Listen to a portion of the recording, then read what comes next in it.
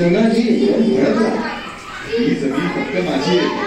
वडिलांनी ती माझ्या नावावर केली होती. ती मी तुला का देऊ?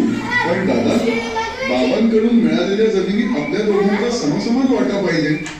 विचार कर दादा, जर मला माझी जमीन नाही मिळाली तर माझ्या कुटुंबाने जगायचं कसं? त्याने मला काही फरक पडत नाही. जमीन माझ्या वाट्याला आलीये. तुझ्या वाट्याला आलंय हे जात. हवा असेल तर घेऊन जा. आणि हो, परत तिकडे यायची हिंमत करू नकोस. धनाजीच्या अशा वागण्यामुळं अनाजी खूप दुःखी झाला. जातं एका पोट्यात घालून तिथून तो निघाला.